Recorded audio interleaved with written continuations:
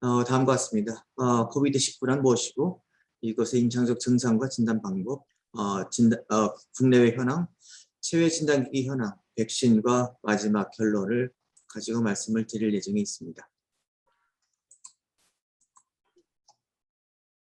네, 요즘 제가 최근에 제가 좋아하는 골프장 가서 찍은 구름의 사진입니다. 국내 날씨가 너무 변했는데 오늘 날씨는 굉장히 아침부터 비가 오고 해서 굉장히 안 좋았는데 이번 주말에는 날씨가 좀 좋지 않을까라고 기대를 한번 해봅니다.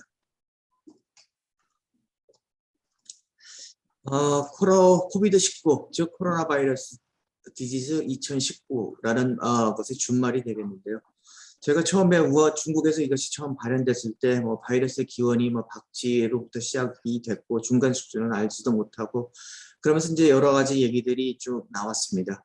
실질적으로 코로나 바이러스가 저희 몸에서 일으키고 있는 여러 가지 질환들이 많은데 지금 저희에게 문제를 일으키고 있는 코비드-19라는 것의 정식 명칭은 Severe Acute Respiratory Syndrome Coronavirus 2, SARS-CoV-2라는 것이 정식 명칭이 되겠습니다. 이것은 이미 다 알려진 바와 마찬가지로 한 개의 포스티브 센스 RNA를 가지고 있는 바이러스로서 이것의 길이가 한 3만 킬로베이스 정도의 길이를 가지고 있습니다. 우리 몸에서 코로나 바이러스가 여러 가지 감염을 일으키고 있는데 이것이 7번째 코로나 바이러스로서 사람에게 감염을 일으키는 것으로 이미 널리 알려져 있다고 다 아시고 계시리라 믿습니다.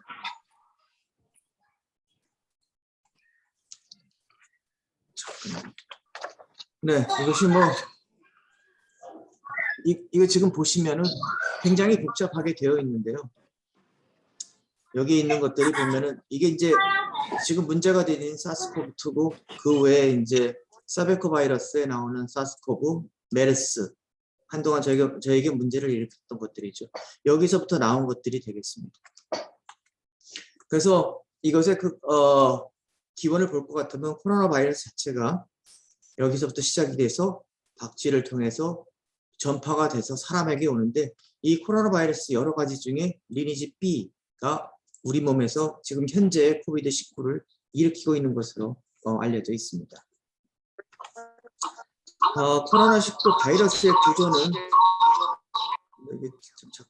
이게 지금 제가 뭐가 잘못돼서 이게 울리는 건 아니겠죠? 예, 코비드-19 바이러스의 구조입니다. 아시다시피 E단백, S단백, M단백이 있고 실질적으로 이 안에 들어가서 보실 것 같으면 이 스파이크 프로테인, 그 다음에 엔벨롭, 글라이코프로테인 등이 문제가 있고 그 다음에 N 프로테인 등이 이제 주요 구조물들이 되겠습니다. 전자현미경 사진은 아마 보도를 통해서도 많이 보셨으리라 생각이 됩니다.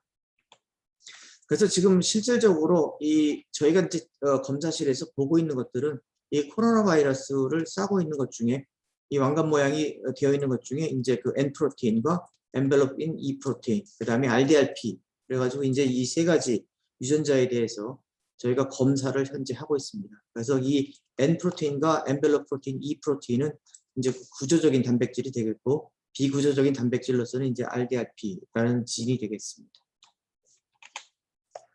이것이 이제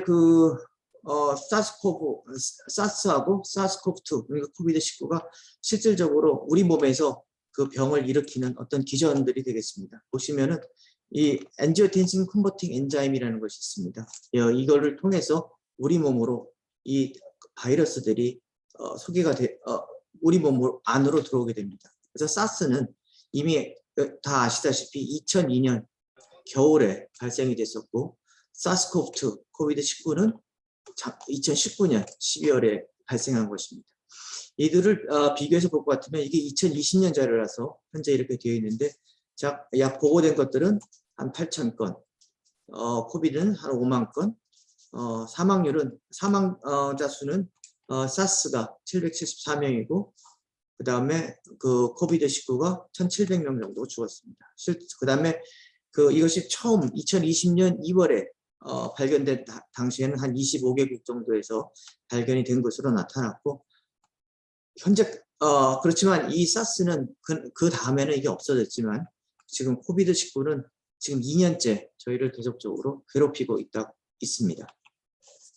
이 사스코브2 코비드19와 이 사스 바이러스 메르스와의 그 코로나 바이러스 자체 이 구조적인 사항들은 이쪽과 이쪽의 차이가 있는 것을 가지고 현재 그 시퀀싱을 통해서 저희가 비교해서 현재 구분할 수 있는 단계에 있습니다. 그래서 이렇게 다른 유전자를 갖고 있는데 일부가 이렇게 변함으로써 인체에는 굉장히 치명적인 영향을 미치고 있습니다. 실제 감염 기전입니다. 감염에서 이제 치료까지 가는 기전들을 보여주고 있는데 셀 밖에서 이 코로나 바이러스가 아까 말씀드린 엔지오텐신 컨버팅 엔자임 2라는 곳에 부착이 돼서 우리 몸 안으로 들어오게 됩니다. 그래서 이 우리 몸 안에서 이제 바이러스가 실질적으로 굉장히 많이 퍼지게 되고 여기 보시면 이제 그 클로로킨, 하이드록시클로로킨 같은 약제, 즉 말라리아 치료제 같은 것들이 이제 이것들을 뭐 억제하기도 한다라는 말도 있었고 여기 이제 이걸 가지고 이런 그 기전들을 통해서 현재 치료제들이 개발되고 있는 상황이 있습니다. 여기 나오는 그 엔지오텐신 컨버팅 엔자임 2라는 것은 뭐냐면 실질적으로 우리 몸에서 혈압을 낮추는 그런 기능을 하고 있습니다. 이 엔지오텐신 컨버팅 2라는 이 ACE2라는 것은 우리 몸에 어디에 분포를 하고 있냐면은 실질적으로 신장과 장, 그 다음에 뭐 고환, 심장, 폐, 담낭 같은 것에 담낭의 그 막에 분포를 하고 있습니다.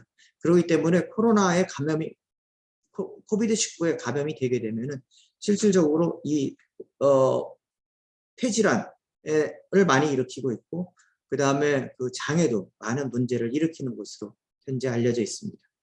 그래서 코비드19 양성자 중에 한 13% 정도에서는 아주 12주 이상 굉장히 오래 지속되는 경우에는 그 롱 코비드라는 그런 그 임상적 증상을 많이 보여주기도 합니다. 코비드19의 특성을 보면은 뭐 이미 아시다시피 전파 경로는 아주 간단합니다. 밀접 접촉 및 호흡기를 통한 감염, 뭐 재채기나 감기 등이 되겠고, 실제 이렇게 되면 엔지오텐신 컨버팅 2 리셉터를 통해서 인체 내로 유입이 됩니다. 근데 이런 그 현재까지 전파 경로를 보면은 제가 아직까지 조금 의아하다고 생각하는 것은 그 많은 사람들이 타고 다니는 버스와 지하철에서는 감염 환자가 뭐 전파 경로가 아직까지 보고된 바는 없습니다. 잠복기는 노출 후 14일 이내에 증상 발현이 되고 주로 4에서 5일 정도면 증상이 나타나는 것으로 되어 있습니다. 실질적으로 이 잠복기는 한 2.2에서 11.5일 정도가 되어 있는데 대개는 한 5.1일 정도의 그 잠복기를 가지고 있고 병의 진행을 보실 것 같으면 아주 심한 그 사망에 이르기는 아주 크리티컬한 케이스는 한 5% 정도 심하다고 얘기하는 입원이 필요한 경우는 한 14%. 최근에 나오는 그 코로나 양성자들을 볼 것 같으면 거의 무증상인 사람들이 굉장히 많은 것을 보실 수 있겠습니다. 뭐 이미 아시다시피 무증상기의 그 감염 가능이 굉장히 높아서 확진자의 한 40에서 60% 정도가 진단 당시 무증상이 많습니다. 그다음에 증상이 있다 하더라도 초기에는 아주 감기와 같은 약한 증상을 보이기 때문에 저 자신도 그렇고 약간의 감기 기운이 있으면 지금 초반에 타이레놀을 먼저 먹고 어떻게든 그 대중들 앞에서 이 기침을 하지 않도록 많이 노력을 하고 있습니다. 그래서 이 초기에는 굉장히 많은 양의 바이러스가 비말로 배출이 되기 때문에 재채기를 할 때 굉장히 주의를 하셔야 되는 거고 반드시 마스크를 착용하도록 계속적으로 얘기를 하고 있습니다.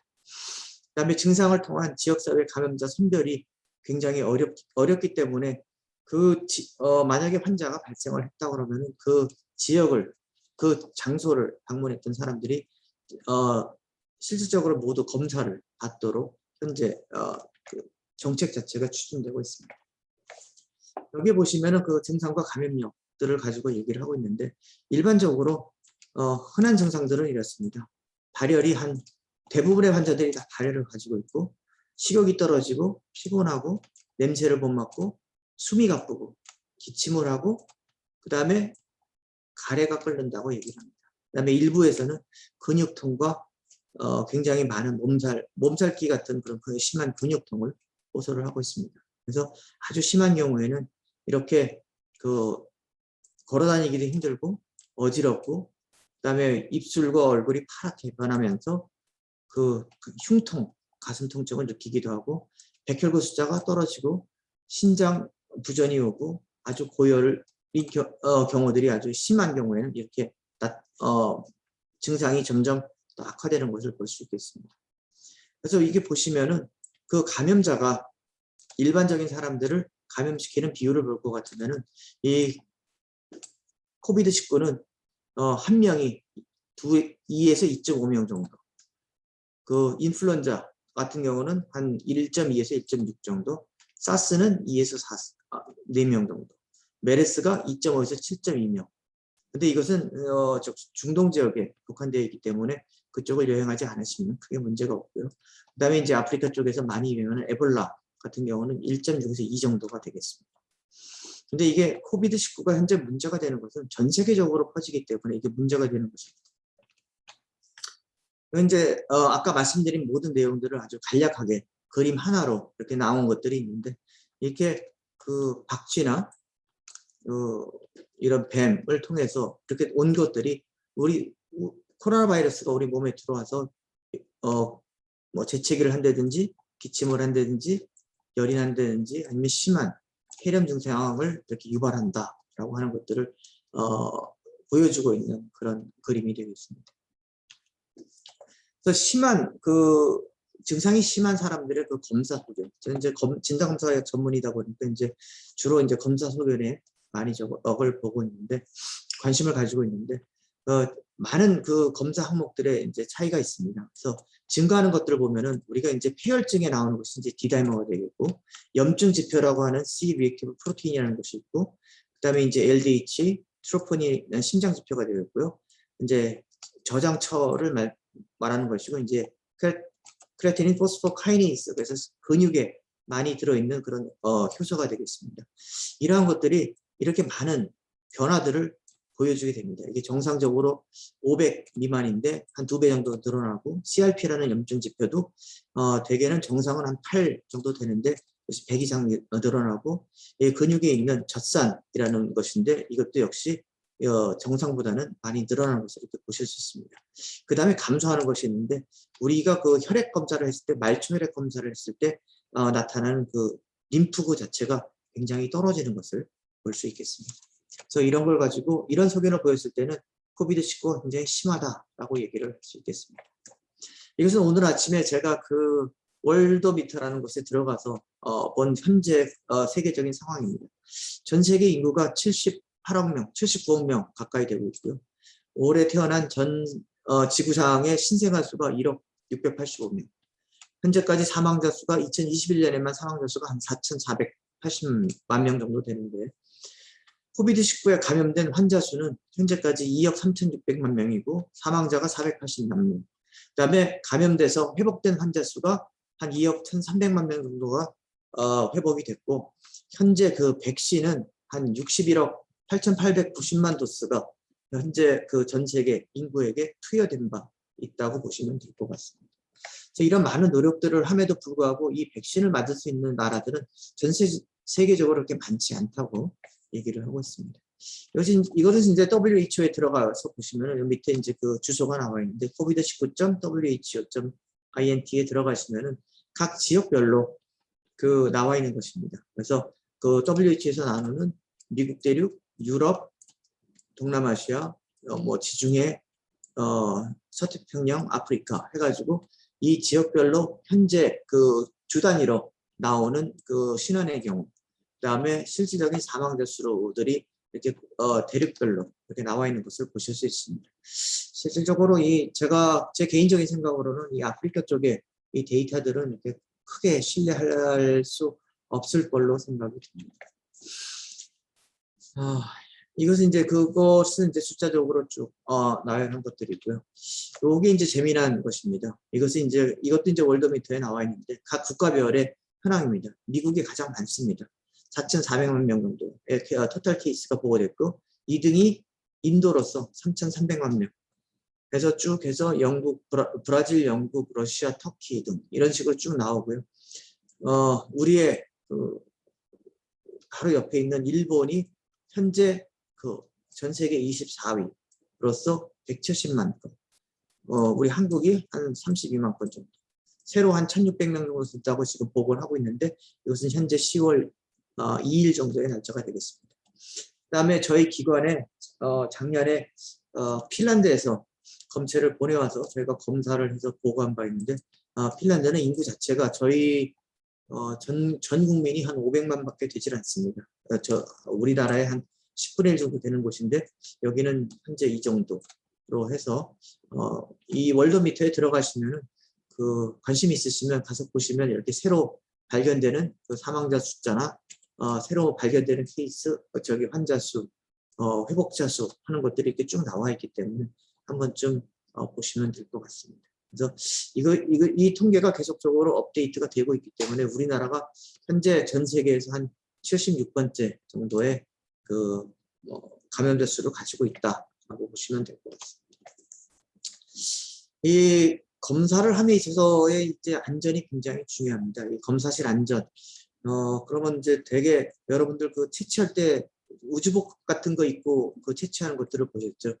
검사실에 검체가 도착할 때는 3중 포장된 용기에 검체가 도착을 하게 되고 검체가 도착한 그 검체를 저희가 언패킹을 할 때는 반드시 음압실에서 채취하는 사람들과 똑같은 우주복을 입고 언패킹을 합니다. 그래서 언패킹을 해서 저희가 이제 PCR 검사에 들어갑니다. 그래서 검사실 안전이 현재는 굉장히 중요하게 생각이 되고 있고 여기에 그래서 이제 퍼스널 프로텍티브 이퀴프먼트 그래서 이제 PPE라고 얘기를 하는데 이게 검체 채취에는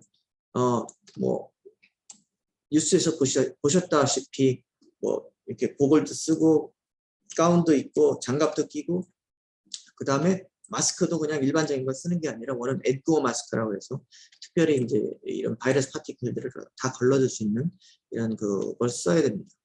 검체 접수 및 검사 업무를 할 때도 이와 거의 동일한 수준의 개인 보호구를 착용을 해야 됩니다. 그래서 장갑도 끼고 가운도 입고 덧가운도 입고 그다음에 고글도 쓰고 그다음에 실질적으로 이렇게 에어로졸이나 드롭렛이 나올 수 있는 경우를 대비해서 이 모든 것들 서지컬 마스크, 페이스 쉴드 그다음에 다른 피지컬 베리어 절대적으로 검체와는 접촉하지 않아야 되고 우리가 이걸 원심 분리를 돌린다 그러면은 원심 분리 안에 별도의 뚜껑이 있는 걸 써야 되고 검체는 반드시 이 바이올로직 세이프티 캐비넷이라는 곳에서 안전 상자 안에서 검체를 저희가 취급하고 접수하고 분리를 하게 됩니다.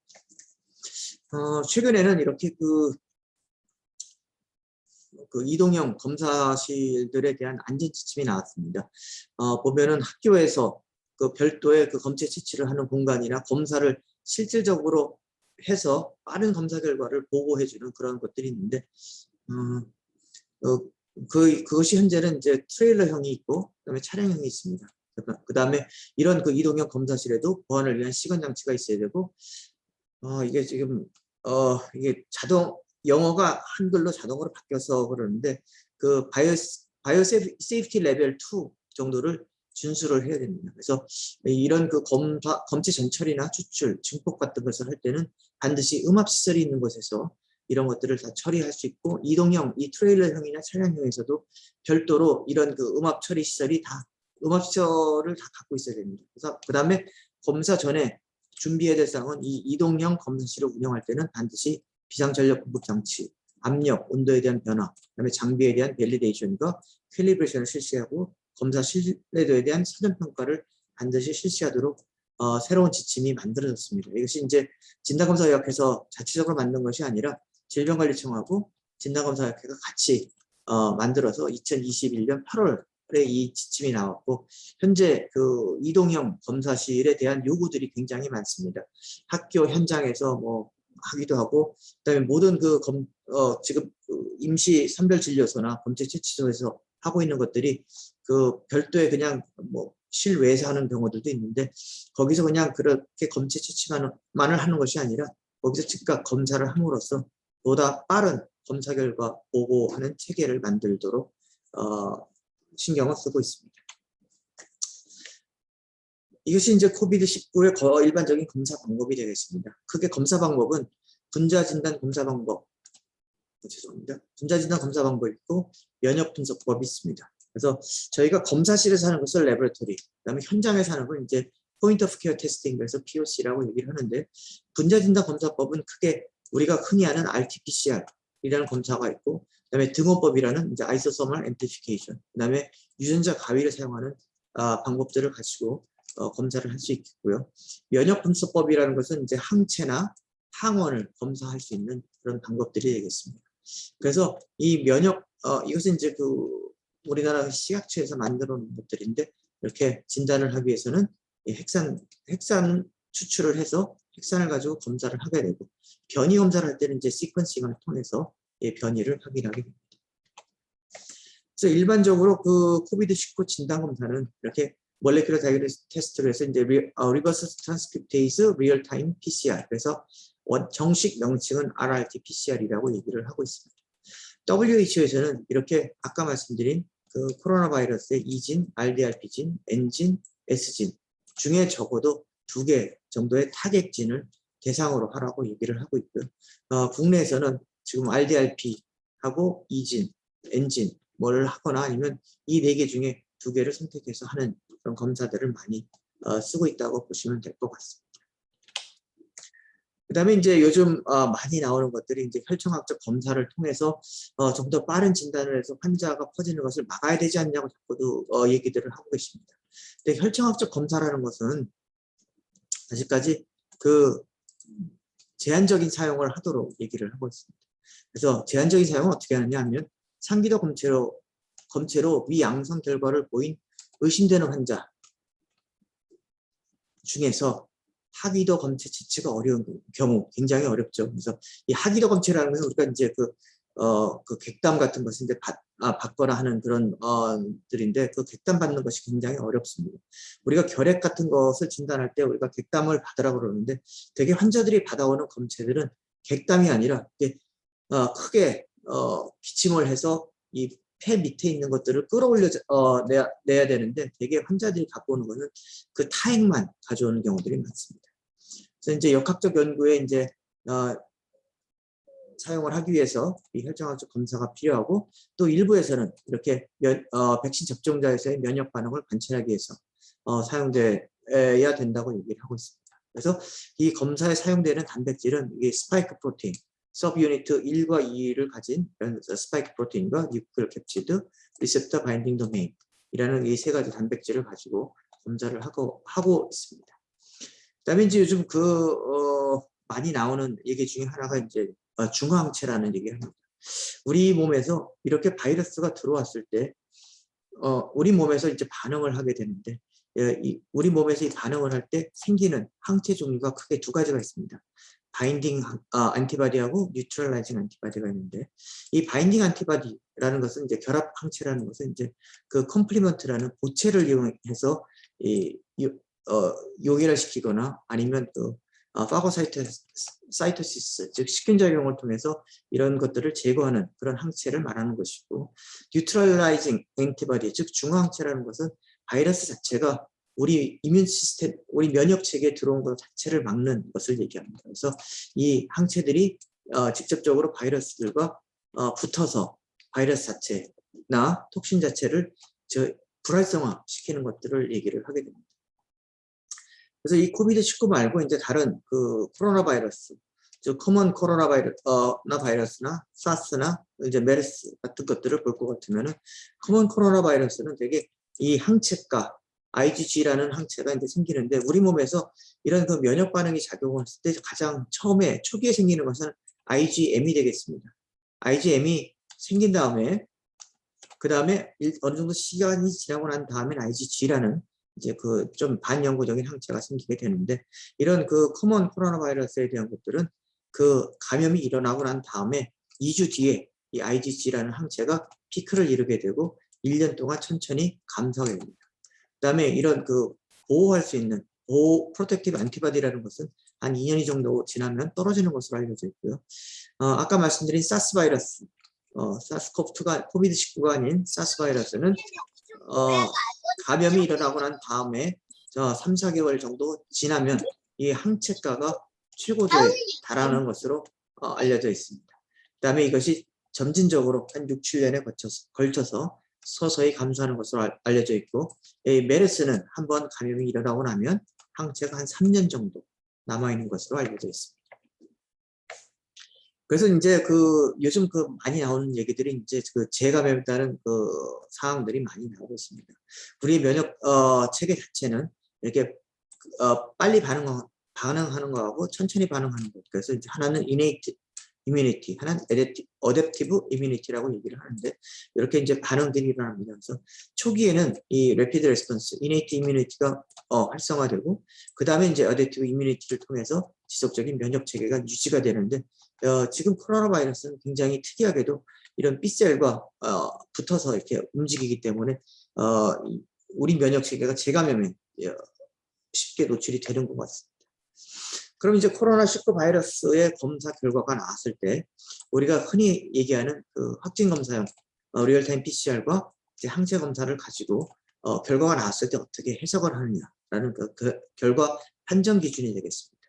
이 검사 결과들을 보시면은 옆에 이제 해석들이 있습니다. 그래서 모두 다 음성일 때는 어떠한 감염이나 회복되는 단계가 아니라는 것이고, IgM만 양성이 나왔을 때는 초기 감염. 근데 이때 나온 리얼타임 PCR 결과가 음성이면은 이것은 위음성으로 볼 수 있습니다. 이것이 아마 검사가 아직까지 타이터가 높지 않아서 거거나 검사가 잘못됐거나 해서 검체 수치가 잘못됐거나 해서 생길 수 있는 것들이고요. IgG가 양성이라고 나온다면은 이미 감염에서 회복되고 있는 단계라고 보시면 되겠습니다. 그 다음에 IgM이 나올 때는 반드시 이 리얼타임 PCR, RT-PCR 자체는 양성으로 나와야 되는데, 이게 안 나왔을 때 이제 미음성으로 저희가 이제 추정을 하게 됩니다. 그 다음에 리얼타임 PCR만 나왔을 때는, 이렇게 리얼타임 PCR만 나왔을 때는 이게 이제 감염 초기라고 얘기를 할 수 있겠습니다. 그래서 이 모든 것들이 다 나왔을 때는 현재 굉장히 감염 자체가 활성화되어 있다라고 얘기를 할 수 있겠습니다. 근데 그 다음에 이제 요즘 나오는 것들이 이제 변이입니다. 이 변이라는 것이 이제 나오는데, 이 변이를 볼 것 같으면 이렇게 이런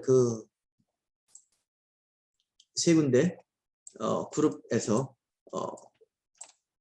만들어 놓은 이름들을 따라가고 있습니다. 그 다음에 WHO에서 바이러스 이볼루션 워킹 그룹이라는 데서 이렇게 이제 일부 검사실의 레퍼런스 랩 네트워크를 통해서 이 변이에 대한 것들을 실질적으로 계속적으로 커뮤니케이션을 하면서 관심을 가지고 보고 있는데, 이 변이를 분류하는 기준들입니다.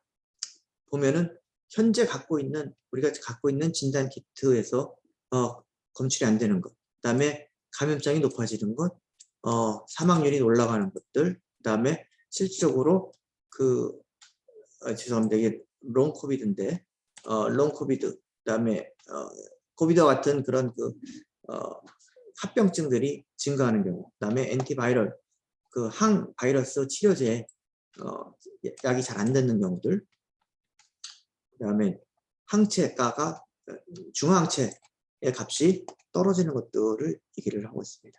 그래서 이러한 기준들을 통해서 저희가 이제 변이에 대한 분류 작업을 현재는 하고 있고요. 그래서 변이의 종류는 우리가 크게 VOC라고 얘기하는 것이 있습니다. Variant of Concern, 그다음에 VOI, Variant of Interest, 그다음에 세 번째가 Variant Under Monitoring, 그래서 VUM이라고 얘기를 합니다. 그래서 VOC라는 것은 뭐냐면 실질적으로 코비드19 자체의 감염성 자체가, 전파력 자체가 굉장히 올라간 것들을 얘기하면서 실질적으로 나타나는 임상적 증상 자체의 변화가 심하거나 아니면 실질적으로 정도가 이제 많이 올라가는 것들을 얘기하면서 공공적인 측면에서 이런 것들이 이제 치료가 잘 안 되거나 백신의 돌파 감염 등이 생기거나 하는 것들, 효율성이 떨어지는 것들을 얘기할 때 VOC라고 얘기하고, 그다음에 VOI라고 얘기하는 것들은 이렇게 유전자 자체 이제 변화 같은 것들을 우리가 지속적으로 보게 됩니다. 그래서 보면서 실질적인 그 바이러스 자체의 특성이 어떻게 변하고 있는지를 쭉 모니터링하고 있으면서 관심 있게 보고 있는 것입니다. 그래서 이런 그 감염 자체가 변화가 생겨서 실질적으로 그 사람들에게 많은 영향을 미치거나 아니면 그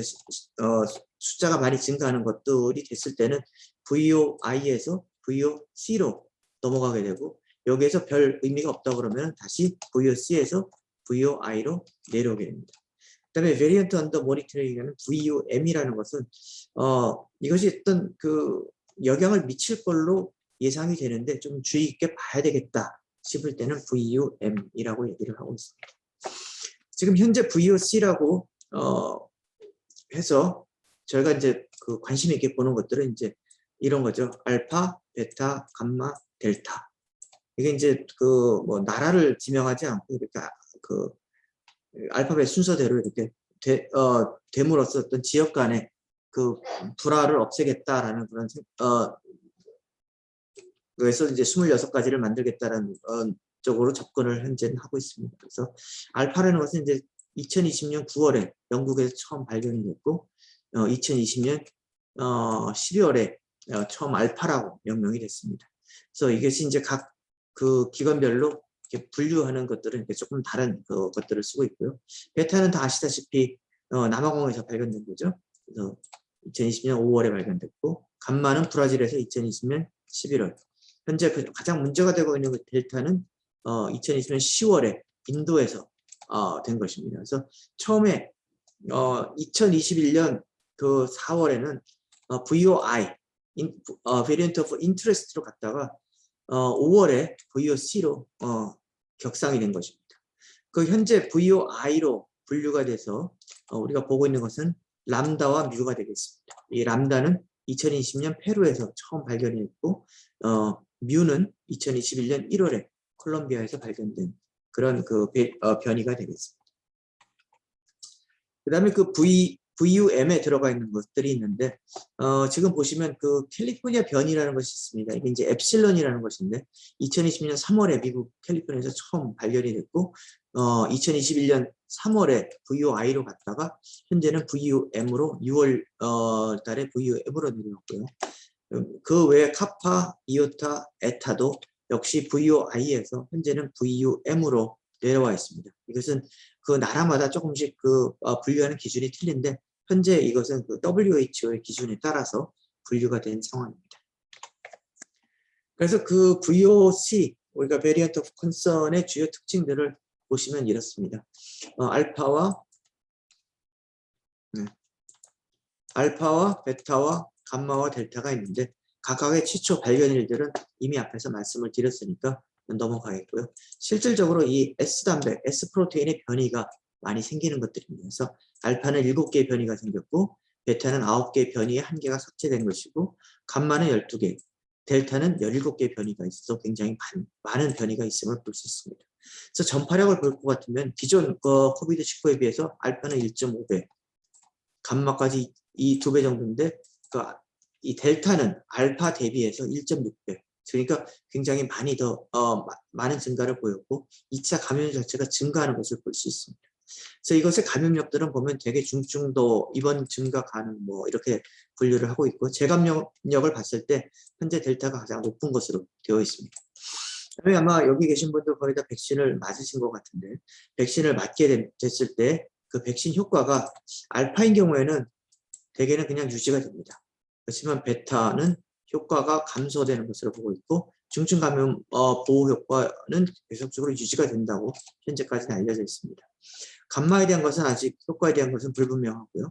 델타는 백신 효과가 감소가 되고 있고 이것 보호 효과 유지가 뭐 베타나 거의 비슷하다고 되어 있습니다.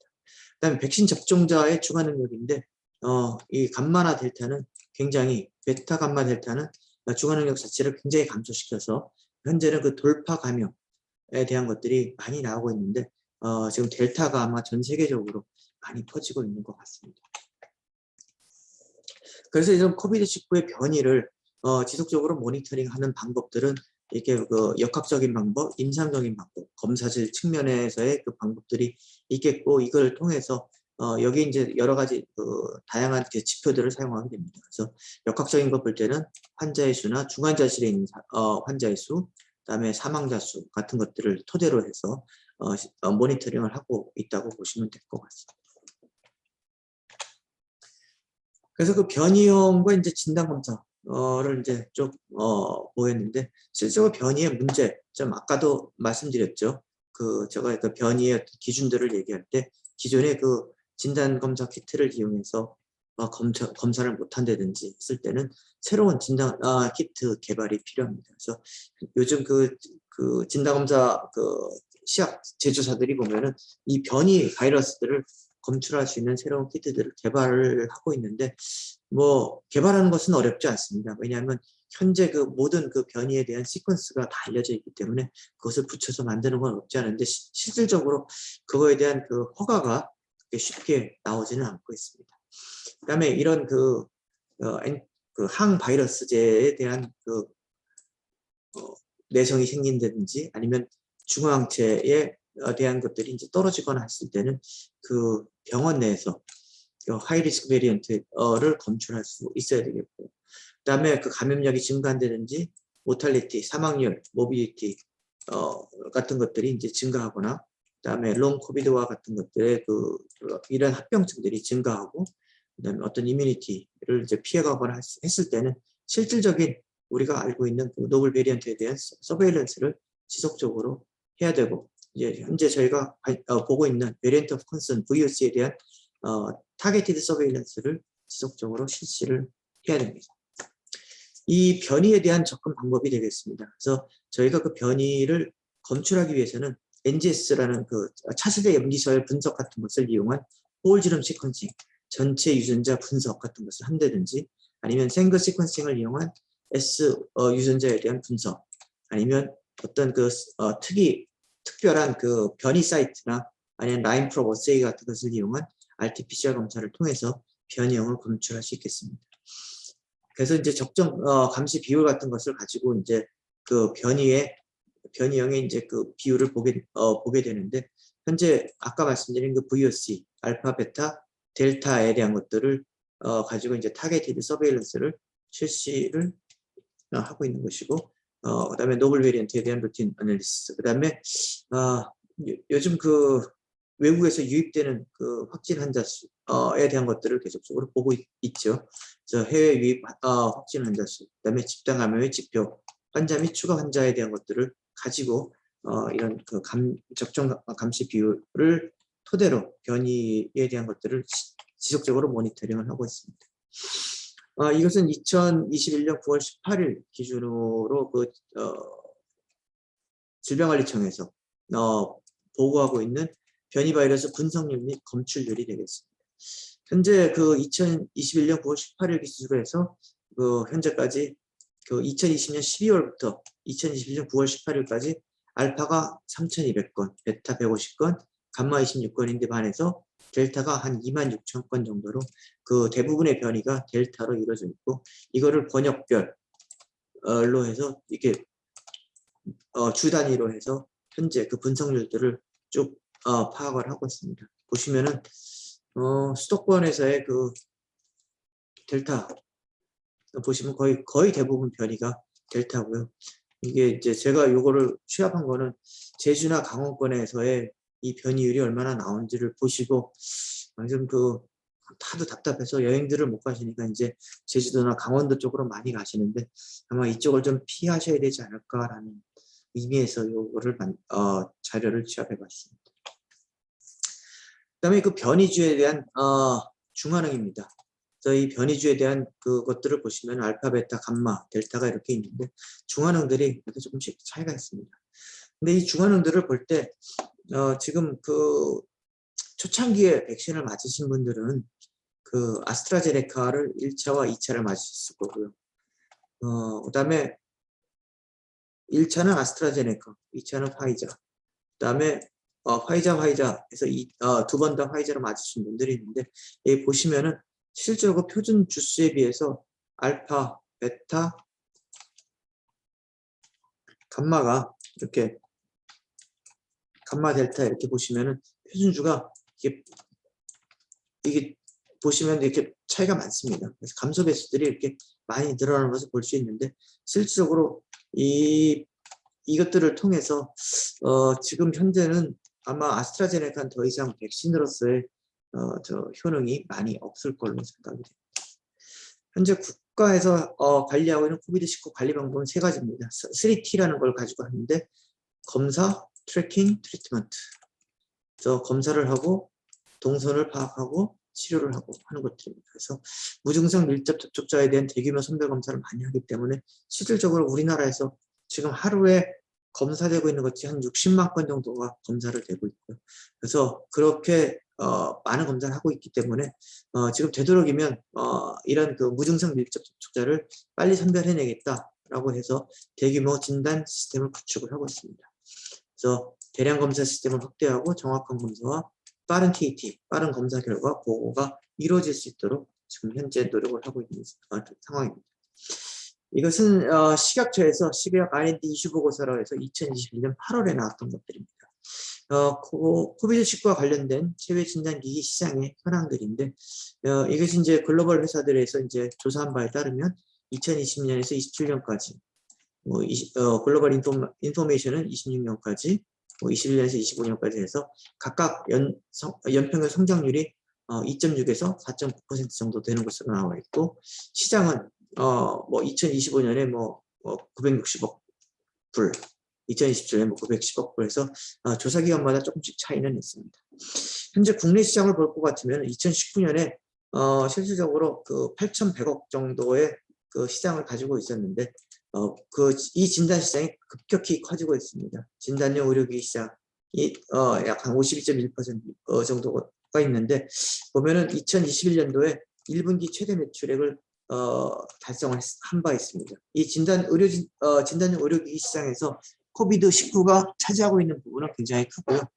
그다음에 우리나라가 보면은 이런 거 이제 굉장히 적극적인 부분들이 있는데 우리나라가 IMDRF라는 국제 의료기기 당국자 포럼에서 2021년 올해에 저희 나라가 현재 의장국을 맡고 있습니다. 좀 더 식약처가 관심을 가지고 이런 보고서도 만들고 있습니다. 보시면 여기에서 여기에 나온 내용들입니다. 그래서 보면은 주요 기술별 제품 개발 동향 그래가지고 나와 있는데 디지털 PCR, 차세대 기술 분석 (NGS라는 것이죠). 그다음에 반도체 칩 등의 바이오 센서, IVD, MIA, 디지털 면역 진단, 디지털 임상 병리. 그래서 이러한 새로운 기술들이 이제 많이 나오고 있다라고 해서 이거 이제 각각의 특징들이 있습니다. 그래서 이제는 기존에 이런 그 리얼타임 PCR이 아니라 디지털 PCR로 가서 200배 더 많은 검체를 동시에 측정할 수 있고 민감도를 향상시켜서 빨리 진단을 해야 되겠다라는 그런 생각들을 하고 있는 것 같습니다. 국내에 여러 가지 이제 새로 나온 그 검사 방법들에 대한 것들을 잠깐 말씀을 드리면 그 인조 코라는 것이 있습니다. 그래서 사람의 코보다 훨씬 더 해서 그 피검제 날숨을 이용해서 이제 검사를 이렇게 그 코로나 코비드-19 환자를 찾겠다는 생각을 갖고 있는데 이런 재미난 것들이 뭐가 있냐면 그 핀란드의 그 헬싱키 공항에서는 그 개를 이용해서 코로나 환자를 선별하는 그런 그 연구들도 하고 있는 것을 제가 한번 본 적이 있습니다. 그다음에 질량 분석기를 이용해서 하는 그 것들인데 이제 말디토프를 이용하거나 환자의 날숨을 이용해서 그 가스 크로마토그래피 매스 스펙트로메트리라는 GCMS라는 걸 이용해서 이런 검사들을 할 수도 있다고 그러고 반도체 칩 검사를 하기도 할 수도 있다고 얘기를 하는데 이것은 이제 현장 검사가 가능하기 때문에 이게 이제 가능하다 얘기를 하고 있고요. 근데 그다음에 분자 진단 방법 중에 이제 유전자 가위라는 것을 이용해서 두 개의 유전자를 증폭하는 방법인데 현재 국내에 굉장히 그 리얼타임 PCR 장비가 많이 보급되어 있습니다. 그래서 이거는 시장성이 없겠다라는 이런 결론을 내린 바 있습니다. 그다음에 그 유전자 검사 중에 이제 등원 증폭법, 아이소서멀 앰플리피케이션이라는 거 이런 등원 증폭법이 있는데 이거는 이제 가장 보편의 검사 방법이긴 하지만 진단 정확성이 낮기 때문에 시장성이 없어 보인다라는 얘기를 하고 있습니다. 또 전 세계 코비드-19 진단기기 개발 현황을 보시면은 이게 굉장히 많습니다. 분자 진단 464개, 면역 진단 654개. 그래서 이런 그 면역 진단 아까 얘기한 항체 검사하는 것들을 얘기하는 것들인데 보시면 이런 검사들의 그 굉장히 많은 회사들이 여기에 사활을 걸고 있고요. 저희 기관에서도 그 임상시험 센터를 운영하고 있습니다. 그래서 그 허가 임상 같은 것들을 이제 대행하기도 하는데 저희한테 그 의뢰되는 그 검사들을 보면은 굉장히 많은 그 바이오 벤처 회사들이 생겨서 이런 코비드-19 진단기기를 개발해 놓고 여기에 대한 평가를 저희한테 의뢰를 하고 있는 상황입니다. 코비드-19와 관련돼서 정부의 투자 현황들입니다. 보시면은 굉장히 많은 돈들을 이렇게 투자를 했습니다. 뭐 과기정통부가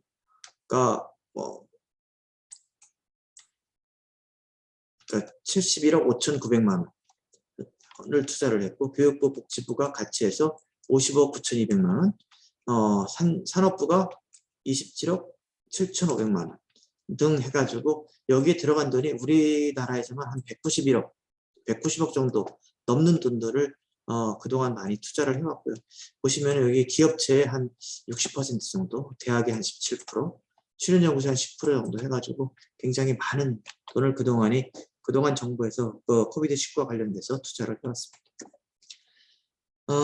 이것은 이제 주요 국가별 코비드-19 체외진단기기 도입 정책들인데 이 이후에 미국은 이제 2020년에 이제 그 긴급 사용 승인 제도를 도입을 해왔고 이제 우리나라도 그런 것들을 도입을 했죠. 그래서 이제 그런 것들 이제 썼는데 미국은 굉장히 많은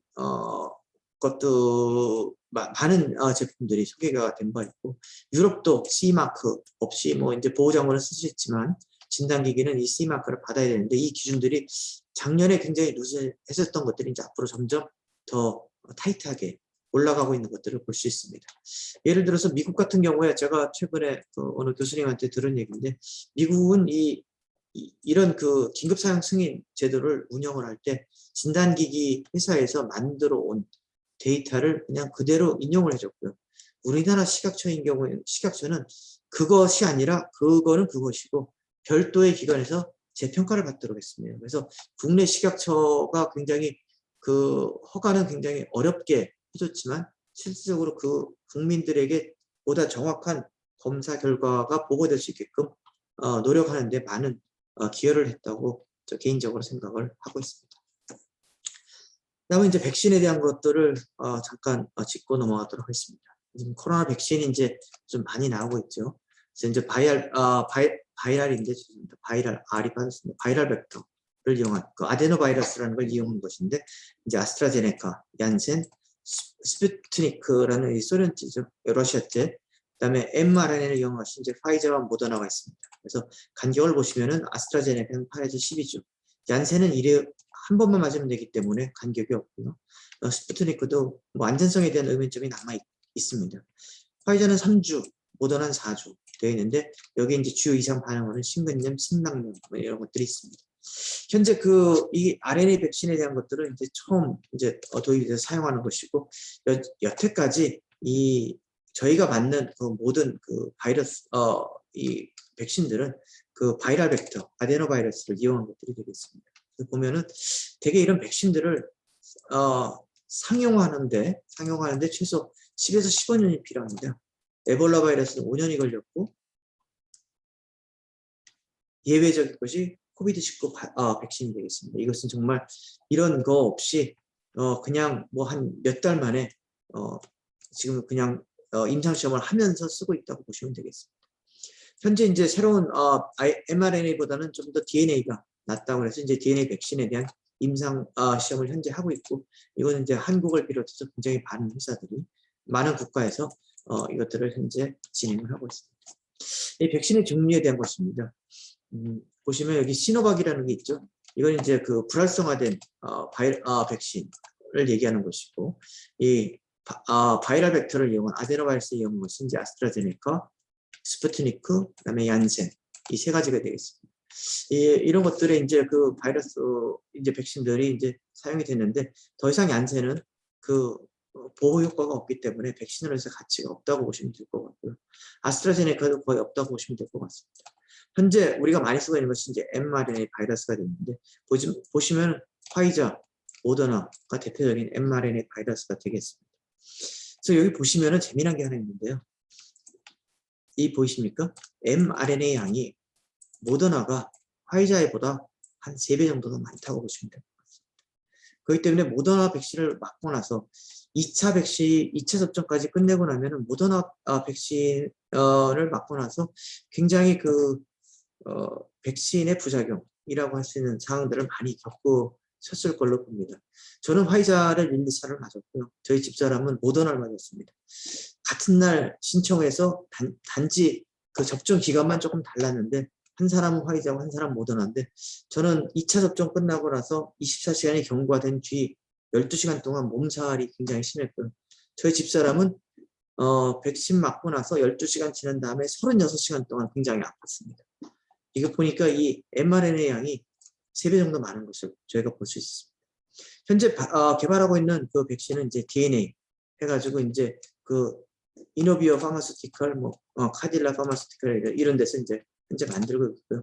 네, 프로테인 섭유니트 아까 얘기한 그것들이 이제 노바백스라는 것이 현재 개발 중에 있는 것으로 알고 있습니다. 그래서 이것이 보면은 넌 알파 변이에 대해서는 한 96% 정도 보호 기능이 가지고 있고 알파에는 86%, 베타에는 60%의 어떤 프로텍티브한 이펙트를 가지고 있다라고 얘기를 하고 있습니다. 그 외에 이제 바이러스 라이크 파티클을 이용한 이런 백신들도 현재 개발 중에 있다고 보시면 됩니다. 이것은 이제 그 바이러스, 이건 mRNA, DNA 바이러스, 그 다음에 이런 바이러스 파티클 이런 것들에 대한 그 기전들이 되겠습니다. 그래서 이건 이제 나중에 그 그림 한번 보시면 될 것 같고, 이 시노백이라는 거는 이렇게 시노박스 중국 거죠. 이렇게 불활성화된 코로나 바이러스를 이용해서 한 것인데 지금 보면은 인도네시아나 이런 데서 그 시노박을 맞고 나서 굉장히 많이 그 돌파 감염이나 그 어떤 그 백신으로서의 가치가 많이 떨어지는 것들이 는 보고되고 있습니다. 그래서 이렇게 백신을 접종하고 나서는 질병관리청의 보도자료 2021년 7월 26일자로 나온 것인데 그 ND50이라는 것이 있습니다. 50% 뉴트럴라이제이션 도스인데 보시면은 이렇게 그 아스트라제네카만 맞았을 때 보다는 화이자를 1, 2차 맞거나 아스트라제네카와 화이자를 맞았을 때 이 뉴트럴라이제이션 도스가 훨씬 더 높은 것을 볼 수 있습니다. 그래서 이게 백신이 높다고 했는데 이런 그 중화 도수가 높다고 해서 돌파 감염이 안 된다라고 얘기할 수는 없는데 하여튼 이런 백신의 효과 자체는 현재는 이게 가장 좋다고 얘기를 할 수 있겠습니다. 그래서 요즘 나오는 것들이 이제 그 백신 접종이 이제 부스터라는 얘기가 현재 나오고 있는 것이 화두가 됩니다. 보시면은 처음에 저희가 백신을 맞고 났을 때 1차적인 면역 반응이 나타나고 2차 접종을 하고 났을 때 좀 더 크고 빠른 2차 면역 반응이 나타나게 됩니다. 그래서 백신의 종류에 따라서 3주 이상의 그 간격을 유지하도록 되어 있고 이 부스터는 적어도 이것이 항체 효과가 이렇게 떨어졌을 때 부스터 접종을 함으로써 실질적인 그 보호 효과를 높일 수 있겠다라고 해서 지금 현재 계속적으로 나오고 있죠. 그래서 이제 우리 몸에 이제 그 B셀과 T셀이 있는데 B셀의 그 어피니티 머추레이션이 함으로 이제 이 부스터가 계속적으로 필요하다라고 얘기를 하고 있고 현재 미국에서도 이제 그 부스터에 대한 얘기들이 나오고 있습니다. 그래서 예방접종 효과 및 항체 검사 전략이 되겠습니다. 그래서 우리가 이제 그 코로나 검사를 하게 되면 항체 검사를 하게 되면 우리가 이제 N과 S가 있습니다. 항체는 그 N에 대한 거는 되게 이제 감염이 되고 나서 환자에게서 나타난 항체가 되겠고 S는 실제로 백신을 맞고 나서 생기는 것들이 되겠습니다. 그래서 이 변형에 대한 감시로서 N과 S를 가지고 실질적으로 봐야 되는데 아직까지는 그 국내 허가된 제품들이 많지 않아서 현재 어떤 식으로 갈지는 아마 질병관리청에서 좀 나올 것 같습니다. 최근에 나온 보도자료에 따르면 임산부에게도 이제 그 백신을 맞춰서 이제 코비드19에 대한 대항력을 키워야 되겠다고 얘기를 하고 있는데 미국에서는 이미 그 뉴욕주에서 일부 산모를 대상으로 백신 접종을 하고 그 산모들이 이제 그 신생아들을 출산을 했습니다.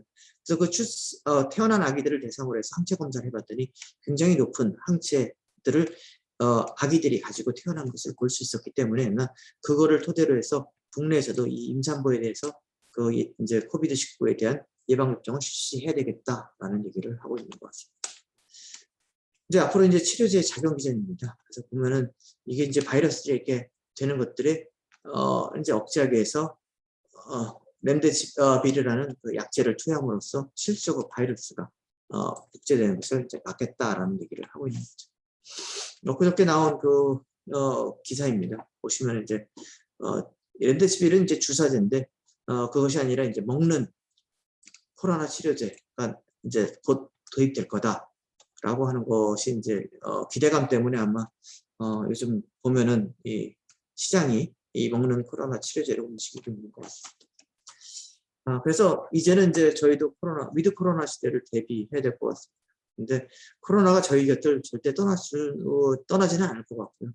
마스크는 반드시 착용을 해야 될 것 같고, 아마도 이제 매 6개월마다 완전한 치료제가 생기기 전까지는 저희가 백신은 매 6개월마다 부스터 접종을 해야 되는 세상이 되지 않나 싶습니다. 그리고 이런 그 저희 진단검사 의학 쪽에서 보는 진단검사의 방향은 신속검사의 도입이 필요합니다. 지금 현재는 한 2시간, 1시간 반에서 2시간 걸리는 검사가 적어도 한 1시간 이내에 단축이 돼야 될 것 같고, 지금 모든 검사들을 검체에서부터 핵산 추출하는 그 과정 자체가 전부 수작업으로 이루어집니다. 그러다 보니까 저희가 검사를 하는데 가끔 그 휴먼 에러가 생기기 때문에 자동화된 PCR 시스템이 곧 도입이 돼야 될 것 같고, 그 다음에 이런 항체가 검사를 통한 추적 관리가 필요할 것으로 생각이 듭니다. 그래서 제가 요즘 제 자신을 대상으로 해서 이 항체가 검사를 현재 실시를 하고 있습니다. 그래서 제가 얼마 전에 해봤더니 백신을 맞고 나서 3주가 지난 시점에서 2차까지 끝내고 나서 3주가 지난 시점에서 해봤더니 굉장히 많은 굉장히 높은 항체가를 갖고 있는 것으로 나타난 것을 볼 수 있었습니다. 네, 경청해 주셔서 감사합니다. 이게 지금 늦은 시간에 이렇게 하다 보니까 제가 이번 추석에 찍은 사진입니다. 참 달이 참 휘황찬란하게 비추는 이 아름다운 한강을 마음대로 걸어다니지 못하고 이렇게 보기만 하고 있다는 것이 안타까울 뿐입니다. 네, 경청해 주셔서 감사합니다. 질문들이 네, 감사합니다. 네.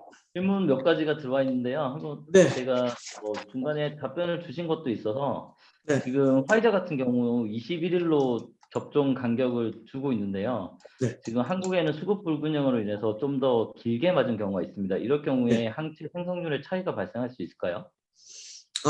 제가 문헌 고찰은 안 해봤고요. 제 자신을 대상으로 해서 제가 한번 검사를 해봤습니다. 제가 화이자를 맞고 원은 4주 만에 맞아야 되는데 6주 만에 2차 접종을 했거든요.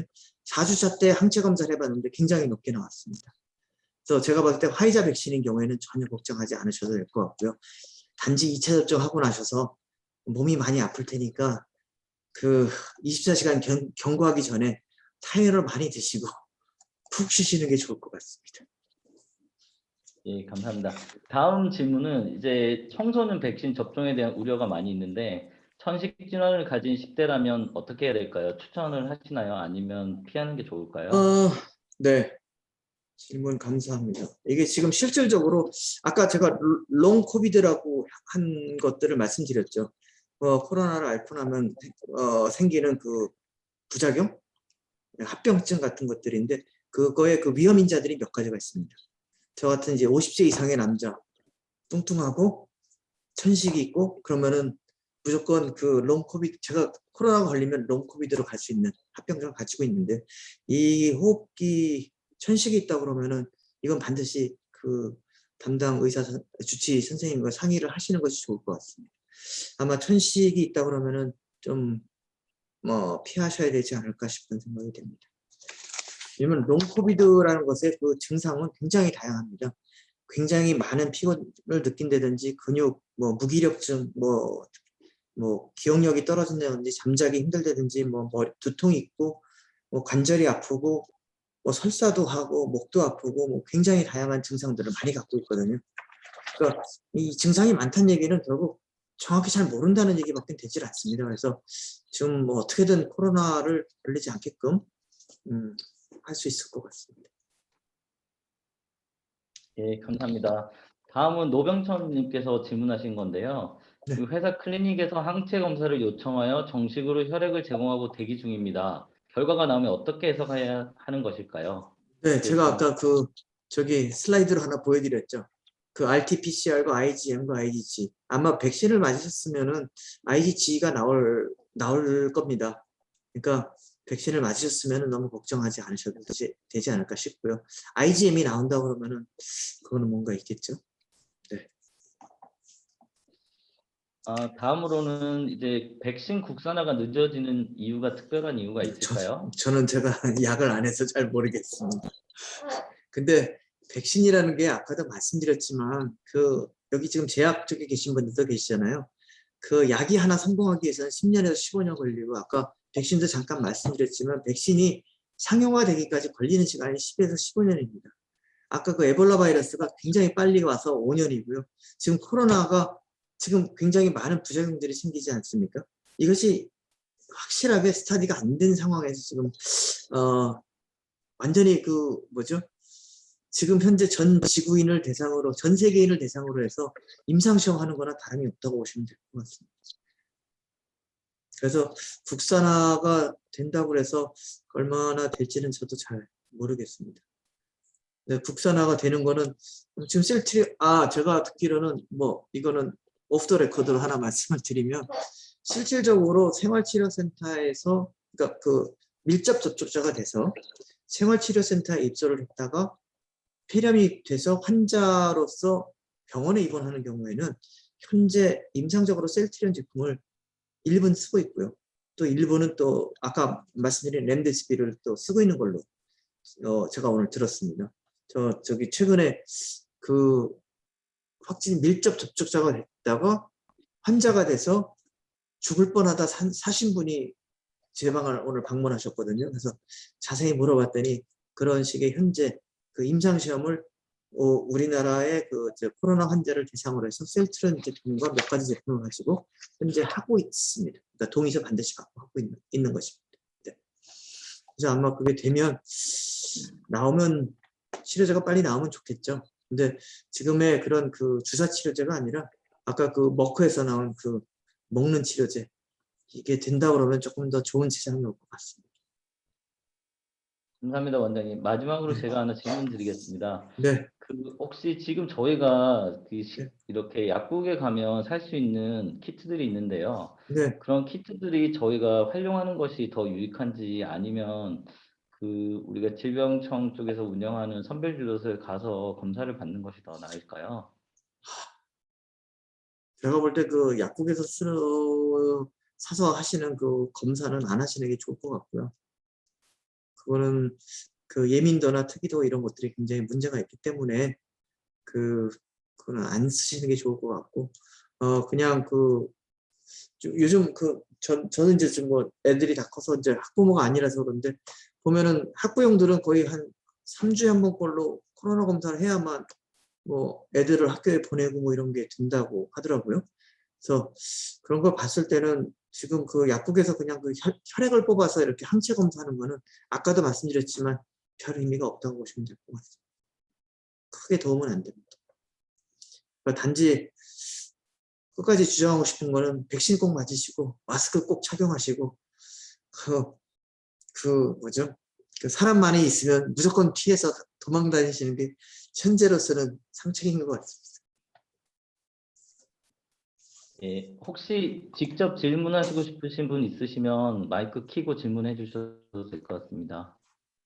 예, 저기 37기 박천용입니다. 제바이언에서 네트워크부를 담당하고 있습니다.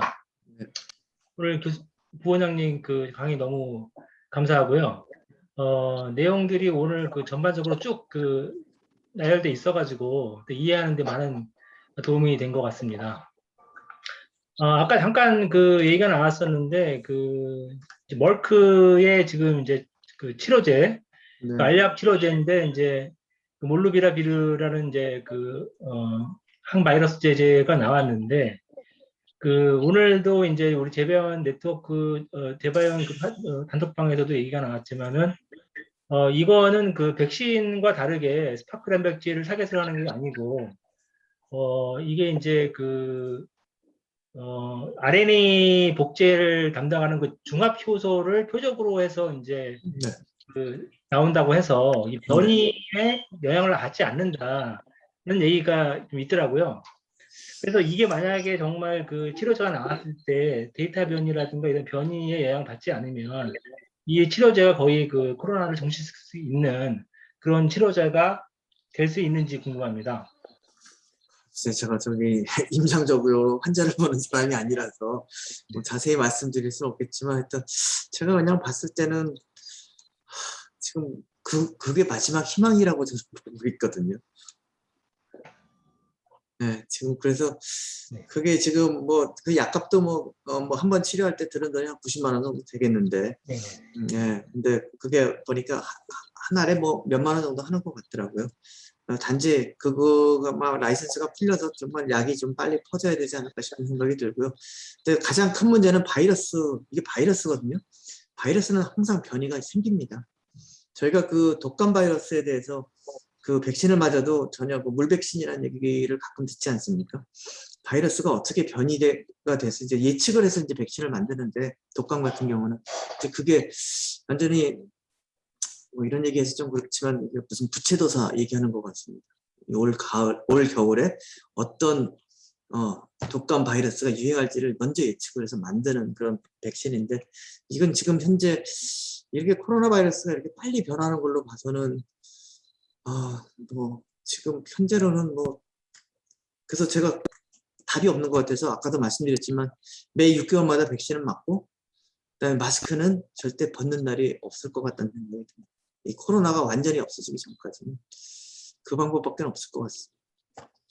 지금 완벽한 치료제는 굉장히 어려울 것 같고 지금 현재 지금 새로운 것들이 뭐냐면 그 mRNA를 이용해서 이제 백신을 만들었다는 것이 이제 굉장히 경이로운 것들 중에 하나인데 실질적으로 그 에이즈 치료제를 이제 그걸 이용해서 만들기 시작하다가 이제 이렇게 온 것 같은데 그게 됨으로써 이제 그 많은 발전이 있는 것 같아요, 의학적으로는.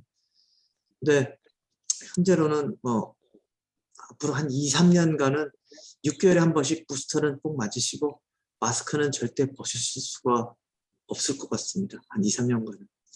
지금 그 머커에서 약이 나왔다 그러지만 그 임상시험 거치고 하려면은 시간이 좀 더 많이 걸릴 것 같거든요.